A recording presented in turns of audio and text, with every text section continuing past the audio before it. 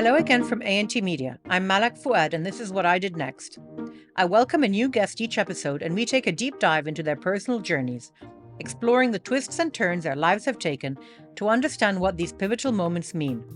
On today's episode, screenwriter and film producer Mohamed Hefzy joins me to talk about his life's journey and how his love for football has come with consequences. I remember watching the European Champions League final in 1999. It's Manchester United versus Bayern Munich, and I actually broke my leg watching a game at home. How did you do that? Can we just take a break in the regular conversation? How did that happen? I was celebrating a goal and I jumped up, hit the ceiling, and came down with a That sprain. is hilarious. Yeah. You actually broke your leg? Well, it was like a torn ligament or the heck. I was Oh in a my cast. God. I was in a cast for 4 weeks. Were you alone in the room or were there other people? No, I had friends and obviously a lot of things that made us excited. That's hilarious. Yeah, that was so I'm probably the only person ever to watch, to break their leg watching a game Passively watching instead a of playing game. it. Yes. Yeah.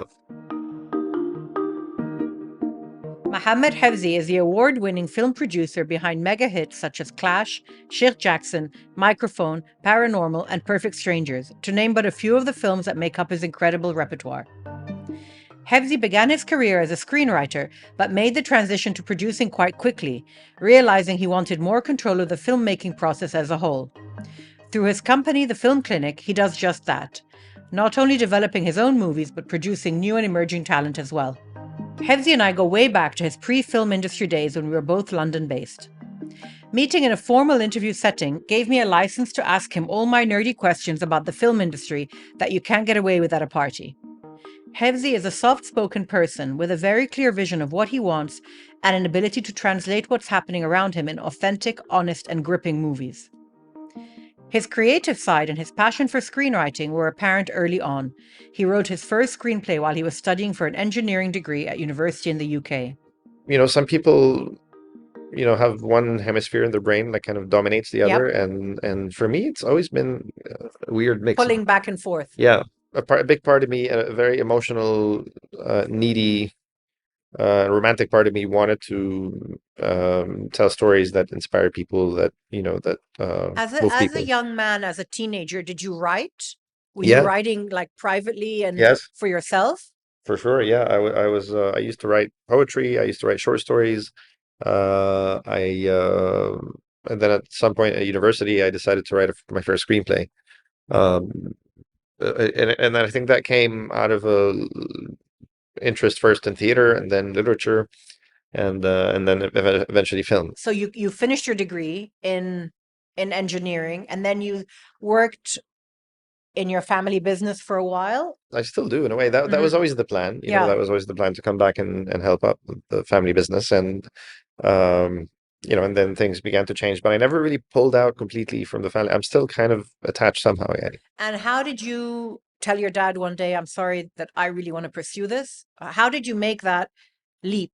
No, I didn't have to apologize. It just happened one day. I wrote a screenplay when I was at university, thinking, it'll probably just sit there forever, or maybe I'll produce it, or direct it. And it's funny because my father and my mother, like they were friends with everybody in the industry, and I grew up around actors and directors and all that, but I never thought to have anything to do with that field, and when I wrote my first screenplay, it was in English. It was while I was in London. I thought maybe I'll do it independently, with some friends In the UK, you in the thought? UK, yeah. Yeah. And like we didn't have any money, but we said, we'll just, we'll do it with And no tell me budget. about that first screenplay.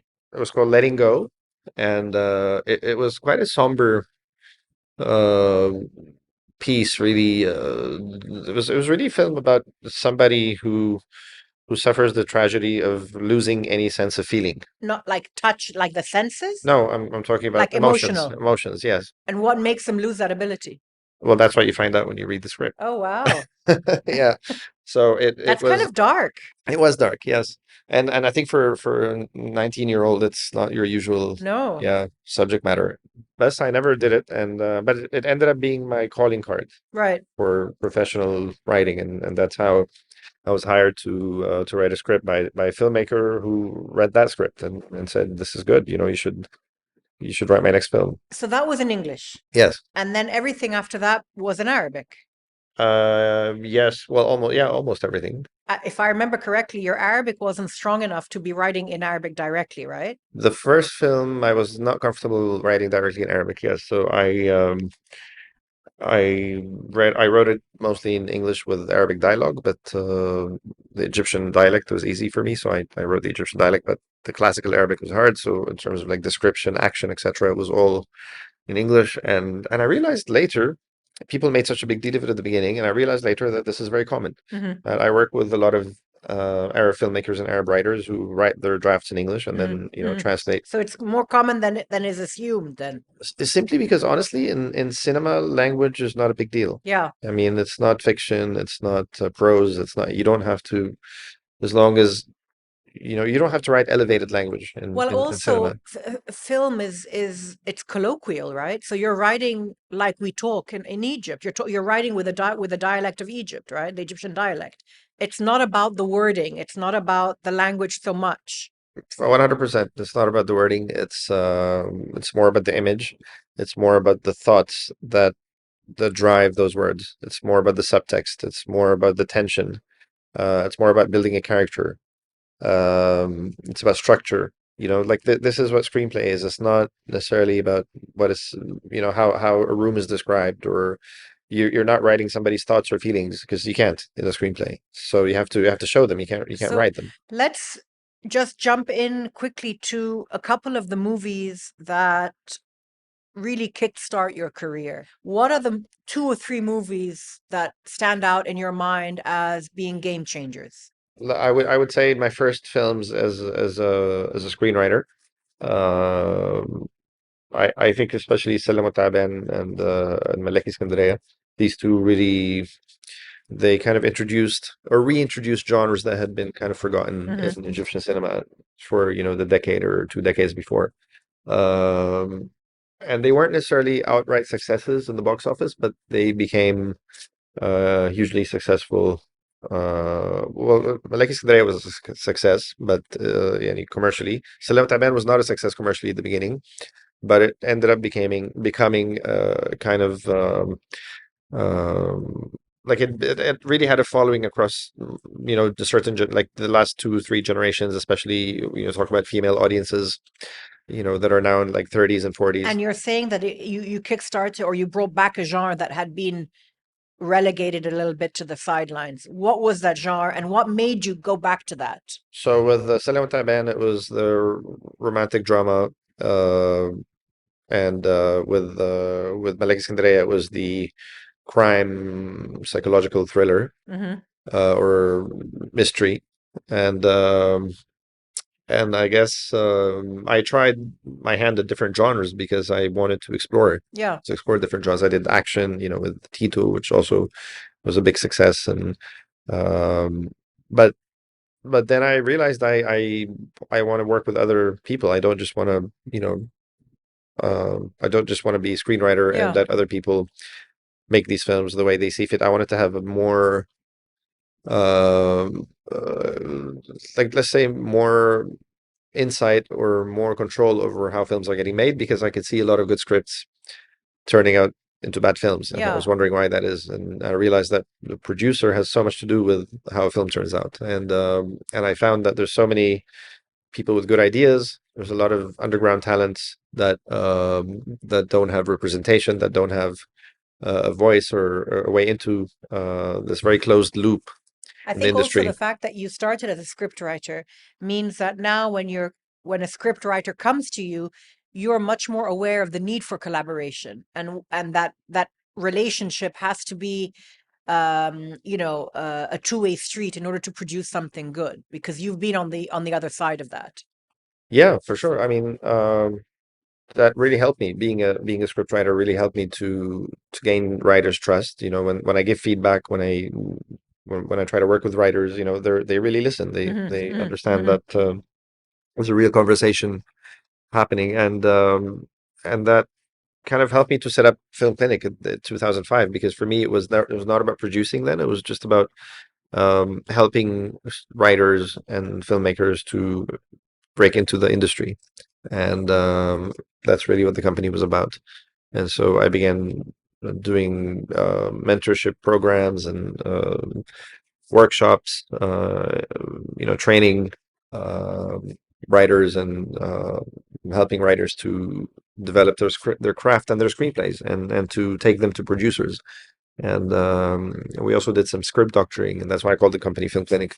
Um, so that's how it started. And then I realized that I'm doing the hard part of what producing is, and I should continue. And especially when I was encouraged by buyers, the two like main studios at the time were ART and Rutana, and they wanted content. They wanted films, and There was a gap there. yeah, and they encouraged me to, they offered to support me financially to Hmm. produce.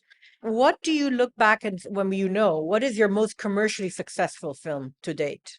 Well, if you measure it in terms of box office purely, I would say Hepta, although and I attribute that a lot to my producing partner at the time, Hani Osama, and the director Hadid Bagouri, who were really creatively behind it. Yani, but also I think the films I did with uh, this trio of famous comedians that are now each doing their own big projects. Ahmed Fahmi, Shiko, Hisham Magid, Samiru, Shahiru, Bahir, Warat Shafra, Banat Al-Am, like these movies, their first three films basically launched, these guys who are now, big stars in their Hmm. own, and we made pretty commercial films, and I think we did them differently enough. And they were also very original in a way, although some of them were not remakes, but inspired by um, you know, international concepts. But we did them with our own, Hmm. touch. Hmm. So we And which of your movies to date is the one that you hold the dearest to your heart for whatever reason? Maybe the process was fun, or the script moved you, or For me, there are quite a few, and I try not to stop it think too much. But I mean, going back to again speaking about films like Microphone, the films I did with Amr Salama, especially Esme and La Muerza, excuse my French, that's the English name. The films I did with Mohammed Diab, Clash, and which opened Cannes in a certain regard. That was huge. that was a big Yeah, turning point for or you? Yomedin being in competition, Yeah, or also big turning point. Very yeah, powerful movie, Umayyad. yeah, and others. I mean, even films like Soad, which I'm very proud of, even though it didn't get released in Egypt because of different reasons, but Feathers, which won the first feature film from Egypt to win a prize in Cannes. I mean, that Yeah. was a huge deal. I spoke to Hefzy about his writing process in some detail, and members can get this in our bonus episode, which comes out next week. When we come back in just a moment, I'll talk to him about significant events like the Arab Spring and the pandemic, and what pivotal role they had on his industry.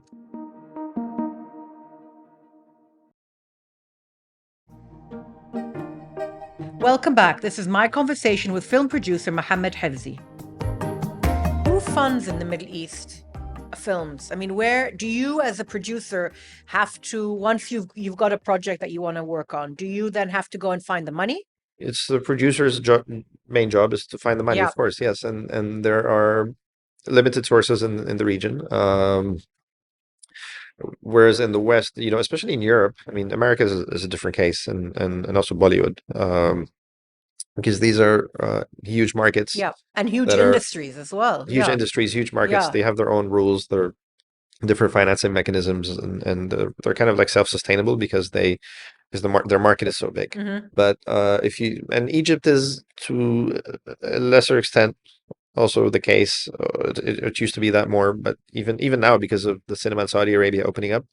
But in most countries around the world, cinema is the economy of cinema is very much dependent on government subsidies and government support. So And it forms part of the cultural output of a government. of a country, Yeah. yes, Of a yeah, country.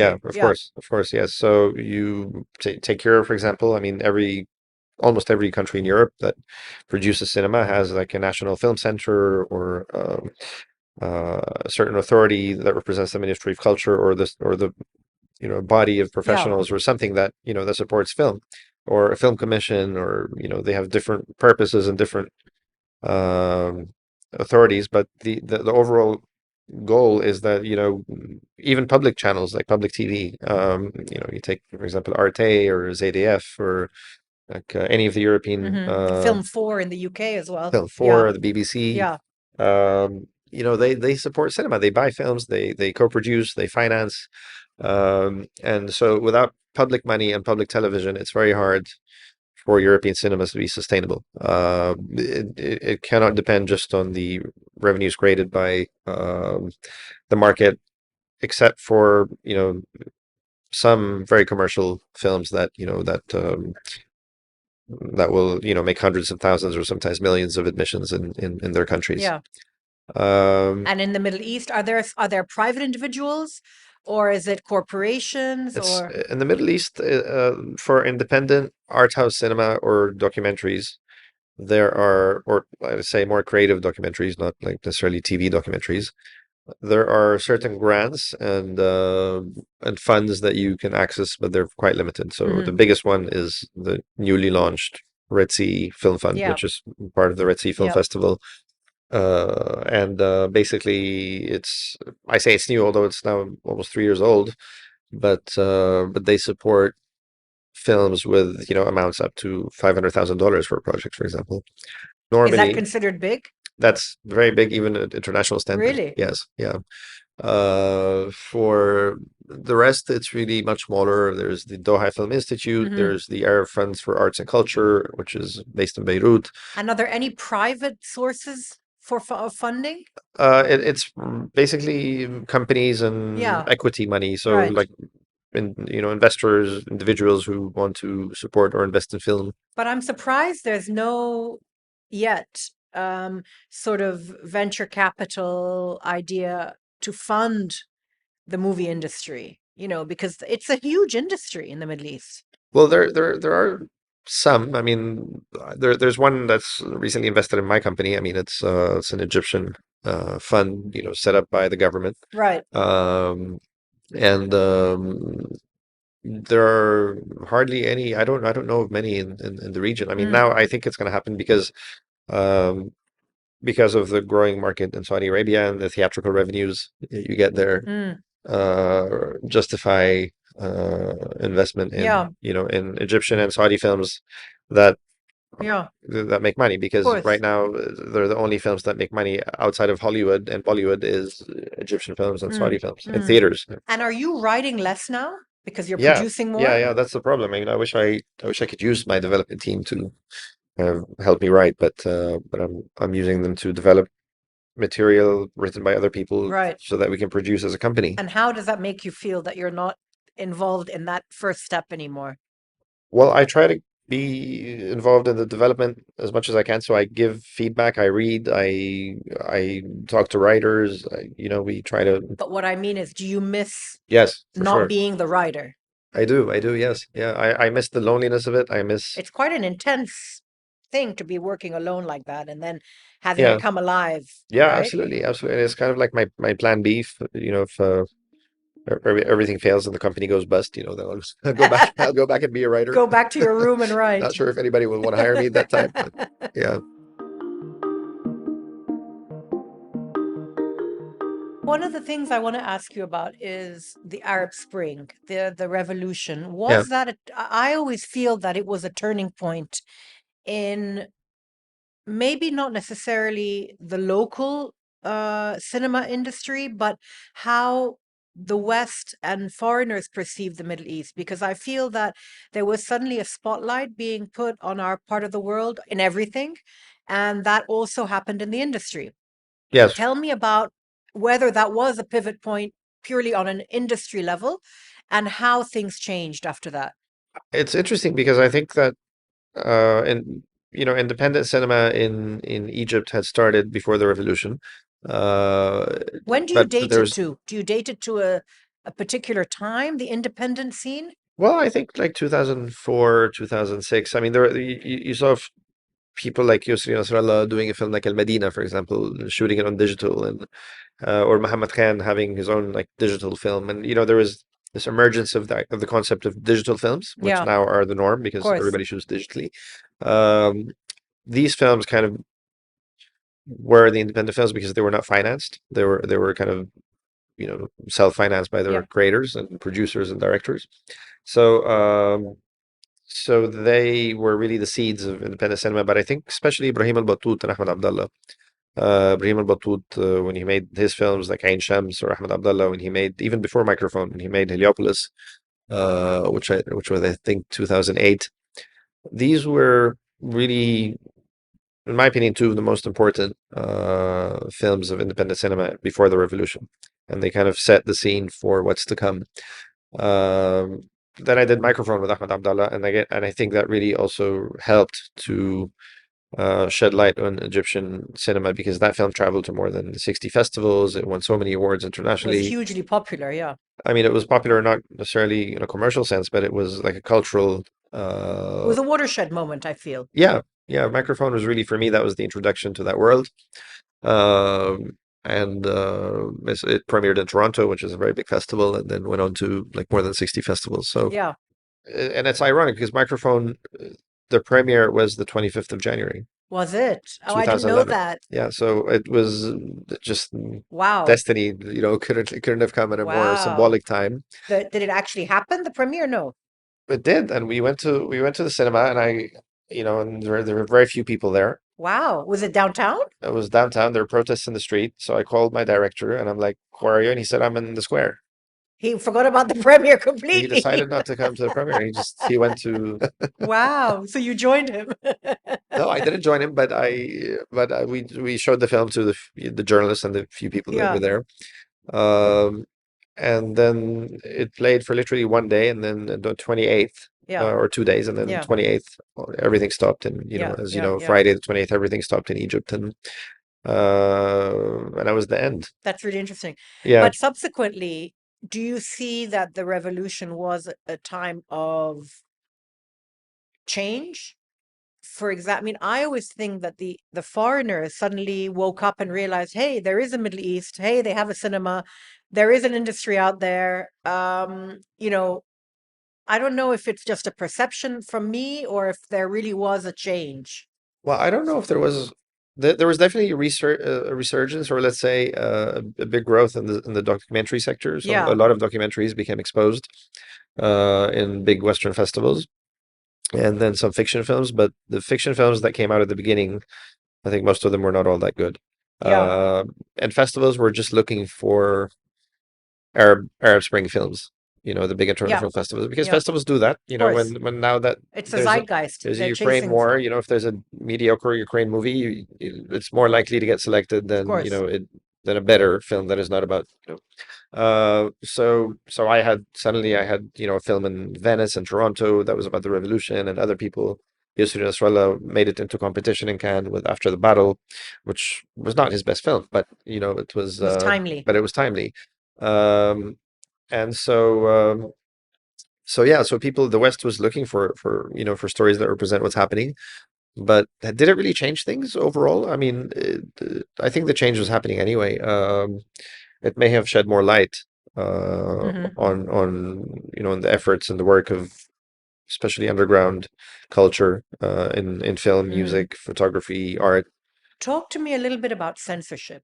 How do you self-censor? Do you know where the line is? How do you deal with that? If I don't talk to you about censorship, is that self-censoring? Yeah. We'll get into more of that after this short break.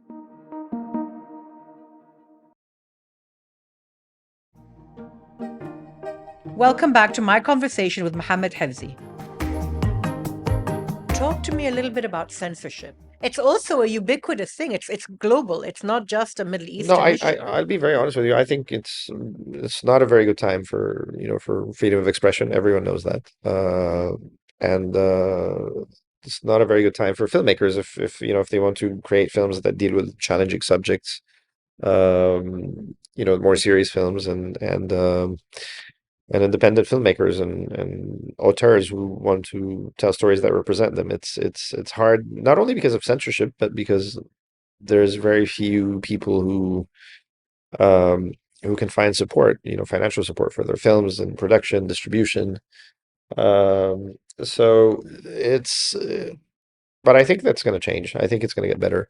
And I think it's not just the official censorship. I think it's social media. I think it's, public opinion can be really harsh, and criticism and the kind of attack that you can suffer on social media can be just as bad um, as the censorship you face, from the officials. So It's a double-edged sword, though, right, Hezi? Because you have social media, which has made everything yeah, open, right?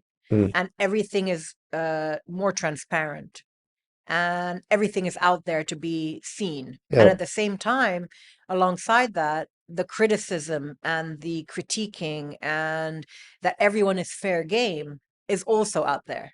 yeah. But it's just the culture of accepting our differences is not there.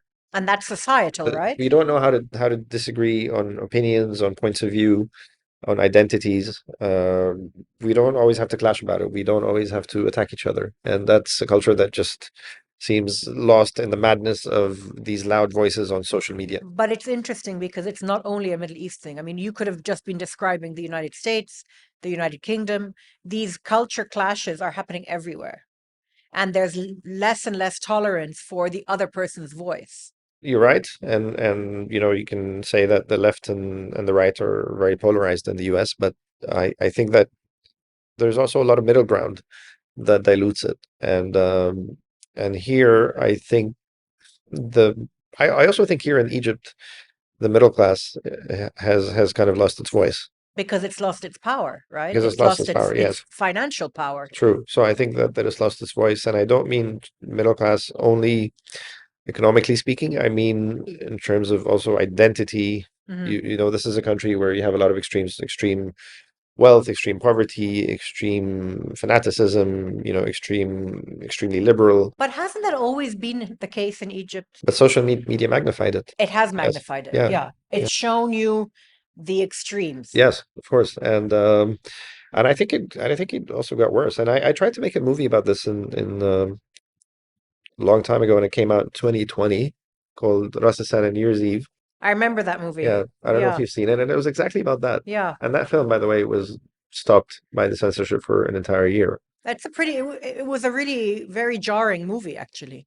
Did you think so? Yeah, Yeah, yeah, because of the extremes that you talk about. yeah. Yeah. And how has Netflix or the streaming services generally changed the industry?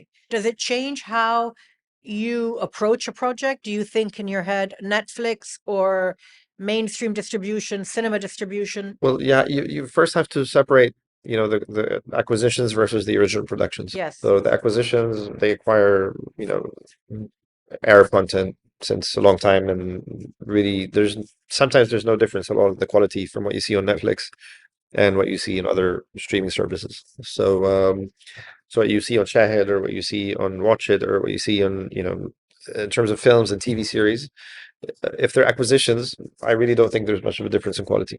Um, I think what Netflix, the way they do things differently is when it comes to original productions, because they're much more hands-on. They're really invested in the development process, in the production throughout its different phases, in the marketing of the projects that they invest in, as well as the distribution, because they're dubbing these films, they're subtitling in, probably more than 20 languages, dubbing them in like 8 languages, Mm. releasing them for like 190 territories. So it's really a huge chance to expose your films internationally and TV series. So when we did Paranormal, for example, we knew this is our chance to have an Egyptian show in 190 In countries a global in a way. global Yeah, way. yeah. Yeah.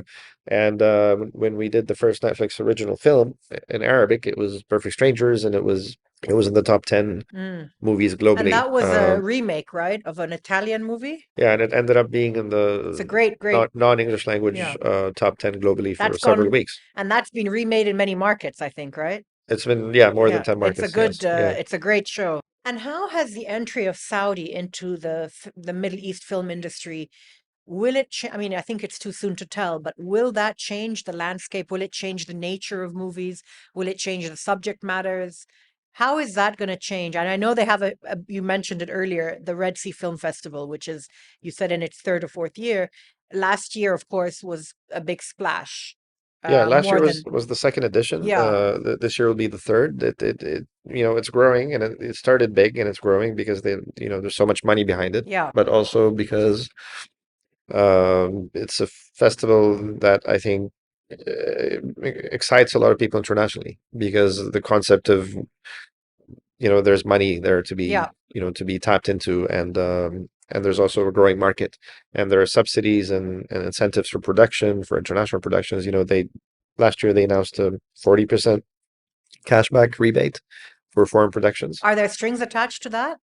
Well, you have to spend the money in Saudi Arabia. Okay. Yeah, but I But mean, I mean, in terms of content.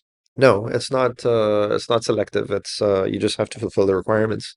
And then well, of course you have to get the permission of GCAM, which is the censorship authority, or the authority that approves content. But that's pretty simple. And And is that an area you might work in? well, I just shot a film in Saudi Arabia, and between Saudi. You finished the I film. shot two films in Saudi Arabia last year. Okay. Both finished in December, and both will hopefully come out this year. So definitely it's something I'm really focused on. Yeah, Yeah. yeah. Yeah. And how is that experience different to working here? What I like about it is that it's fresh, it's starting from scratch. So we don't have to, like, here, I feel like you have to take away a lot of the just, like, this industry was founded by Europeans, right? The basics of the Yeah, industry were French and yeah, Italians, and these people taught the Egyptians, and then the Egyptians really creatively took over, and they started, creating the studios and the films, etc. So we have an infrastructure, we have an industry, uh, but we've also gotten very lazy and very greedy, and we become very chaotic and unorganized. but that's our nature. And I think that's become our nature. Yeah, Yes, yeah, unfortunately. What I like about Saudi Arabia, although there's no industry, there's no infrastructure, is that you can build from scratch. yeah, And you could really create a good infrastructure, a good system, good practices. And the only thing is you need to teach people. yeah, And maybe that requires then that's why that Egyptians are so busy in terms of crew and directors and photographers and art directors, etc. They're all going to do projects there at the moment, which created inflation, obviously. Um, but eventually, they're going to need to build their own crew, their yeah. own. And the two projects you just finished, are the stories relating to Saudi? They're completely Saudi. They're totally Yeah, Saudi. with Saudi actors. Yeah, Interesting. yeah, Wow. yeah. And so you had a local screenwriter, you had someone who would be involved with the whole cultural element, right? One of them is a filmmaker doing her first film. She's also, we're co-producing this film together. And it's a woman. That's great. Yeah, first film, Yeah, yeah, writer, yeah. director, actress as well. Yeah. Amazing. The other is an Egyptian director, but a Saudi story. Yeah. And this is a film that was financed mainly, well, financed by, you'll be surprised, by the biggest oil company in the world, Aramco. Oh, wow. Yeah, but they have a cultural Yeah, yeah. institution. So tell me, what's next for you? Where do you see yourself in 5 years? Do you see yourself doing more of what you're doing, or letting something go, going into Well, onto another path? if you ask me in 12 years or 15 years, I hope to say retired. But Still be too young for that, though. well, not fully retired, but working less. We're doing more Or things. going back to writing. We're going back to writing Yeah, and just doing things that I really love, and doing more hobbies. yeah. So, What are your hobbies? Or you um, don't have time? I don't have time anymore, but I want to discover what my hobbies are again, because my hobbies have changed, I'm sure, since childhood. What were they when you were younger? I was sports, and I like traveling. I used to like tennis and football, and Don't retire too late, though, because then it will be too late for those things. maybe I should pick up, I don't know, pick up golf or something. I don't know. I'm sure I'm Yeah, gonna do something boring yeah. when I retire. What about your cultural life? Do you have time to, like, read, watch movies, or is your schedule so hectic that you really don't have time for that? Well, it's a blessing and a curse because Anna, I have to read and I have to watch movies for my job. I read maybe an average of 3 to 5 scripts a week. So if you want to talk about like page count, I think a script is like the equivalent of half a novel. Hmm. Like let's say an average, Yeah, 200 250 page book. right. A script is like half of that, right? So if I devoted that time to reading other things, I'd probably be reading 2 books a week. Hmm. I'd be reading more than 100 books a year. So that's the equivalent, the reading time, which I devote to reading usually bad scripts because most of the scripts that are out there that we receive are not all that good because that's why we filter. And do you do that yourself, or do you have a team for that? Or do you get the final selection at the end? Both. I mean, I have people who read. Yeah. So I would say overall, as a company, we probably read more than 250 to 200 scripts a year. But not just scripts. I mean, these are scripts or treatments. Yeah. Let's say submissions in general. I mean, Just ideas, or yeah. yeah. I mean, they could be Yeah. they could be treatments. What is a treatment? A treatment is like a summary, Synopsis kind of a thing? synopsis, but told in a cinematic way, but done especially for cinema. Okay. So it's how the story is cinematically treated, so it's not just like a long time ago there was, no, it's actually like you kind of in a slightly visual way the context of the story and how the story unfolds, as if you were kind of watching a film, but without the details of scene by scene script. Right.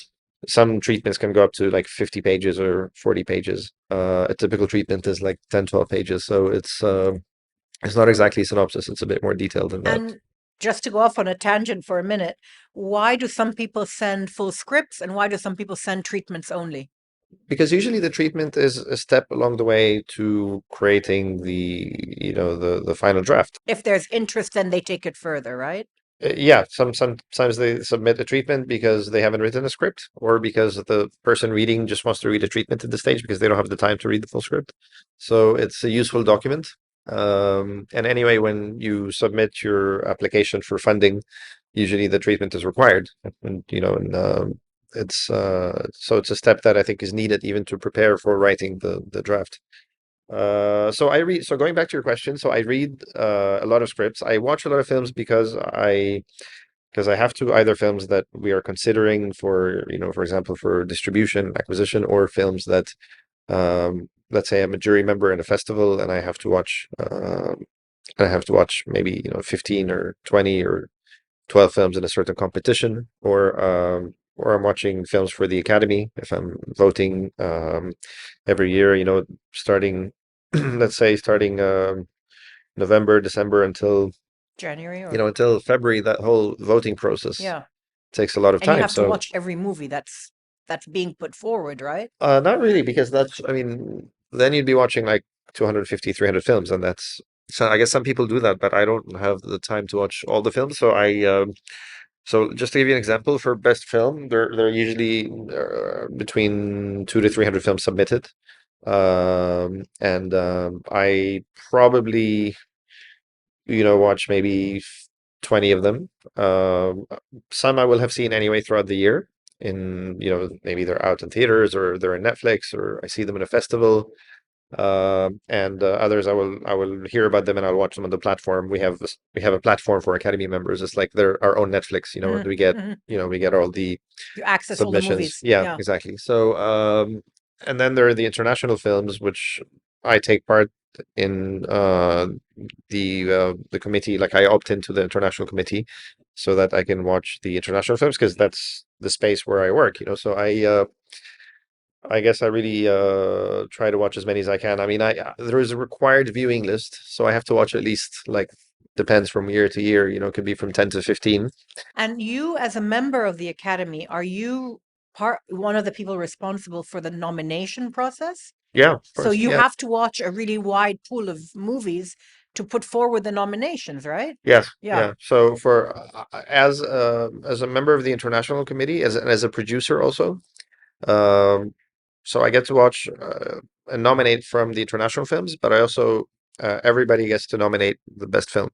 So the best film and Best International. These are the two branches in which I nominate. And then once the nominations are out, then I have to vote for all the categories for the final winners. That's so I It's a really really time-consuming it's time consuming if process, you take it right? seriously, and I take it seriously because I take pride in the fact that I'm an Academy member, and I think it's something that also when I have more time, I think I would really enjoy just Yeah, of watching films and voting and being, course. and kind of And you've been doing that now for 4 years, right? 3 or 4, yeah, yeah. And how many people from the Arab world are part of the academy like you? I don't know exactly the number, but I think it's probably more than 50 now. I mean, Oh, it's really? yeah, yeah, yeah. I think it's probably. Okay. I mean, I know in Egypt alone, there's like 6 or 7 members. And it's a combination of people behind the camera as well as actors, or are Yeah, actors not involved in yeah. that Actors process? are. I mean, Yosra, for example, is a member. Yeah, There's Amr Salama. There's Mohammed Diab. There's Jahan Nujaim. There's yeah. Mohammed Siam. There's a few. There's a list. Yeah, There's like yeah, six yeah, or yeah, yeah, seven, 6 or 7 yeah, Egyptian yeah, members of the academy. Plus, I think more than 50 Arabs in general. yeah. Well, Hefzi, thank you so much. Welcome. That was amazing. That was screenwriter and producer Mohamed Hefzy, a powerhouse of the Egyptian movie scene.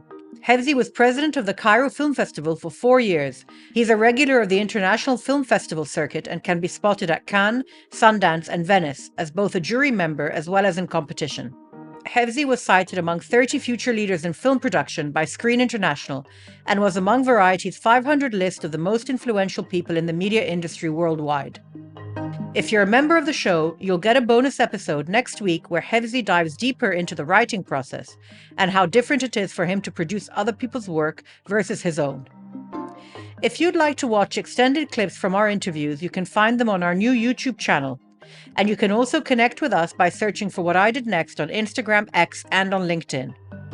Thank you for joining me today. I'm Malak Fuad, and you've been listening to What I Did Next from A&T Media. See you in a couple of weeks.